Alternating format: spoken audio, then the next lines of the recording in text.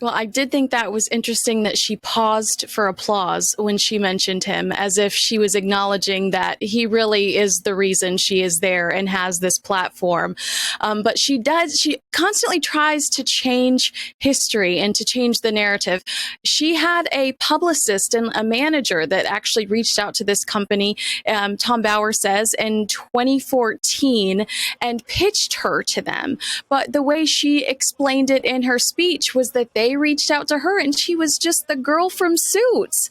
So it's amazing how she acts as if all of this just fell in her lap and people are, rushing to her because they see so much value in her, when the reality is Meghan is a hustler. She's always been a hustler. And, yesterday we saw that she continues to be a hustler. During that 7-minute speech, we again heard a sort of description of her career, how she, as you say, she was just a girl in Suits, but how she had this imposter syndrome sitting with all these important people, and she was just little old Meghan. And I just wanted to hear her talking about the great work the charity does, what she hopes for their future, how she's going to be mucking in, or whatever else, what the charity needs, something inspirational. But I didn't really want to hear. I just think she needs to find better scriptwriters. Oh, Isabel, you and I love you, girlfriend.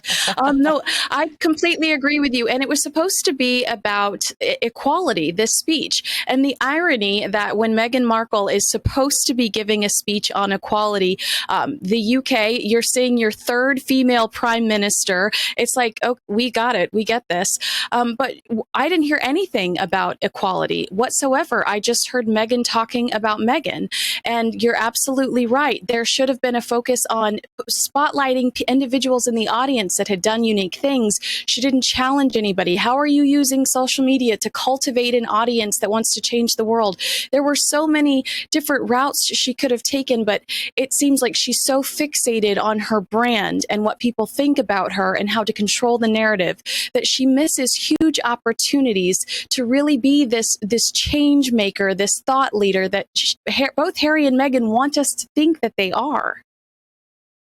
It's really disturbing to me, very confusing. And I just read many different reports on this. So she's fronting a charity, a summit about equality and poverty. And she just doesn't get it. She's in a £2,500 trouser suit as a result of that. Now, equality and poverty and levelling up.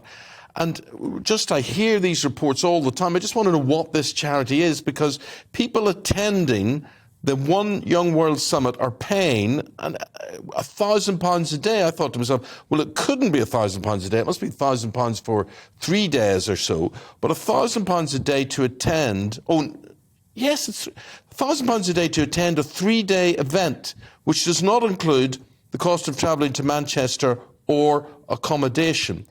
So who's attending this? Who's got, by the time you pay travel, by the time you pay accommodation? What the heck is this charity? I really genuinely am missing the whole point of where the poverty and where the equality front is in all of this. Well, I have not confirmed it yet, but circulating on social media, there was a casting call for seat fillers. So we'll have to see if that's true or not, ladies and gentlemen, because I could tell you right now, I don't have $1,000 to sit in a seat to see them speak. And, you're seeing stories about Harry Styles fans unable to pay their rent and put food on their table because they're paying $700 and £700 to see Harry Styles. So I highly doubt that people were paying that much money to actually sit there and to participate in this event.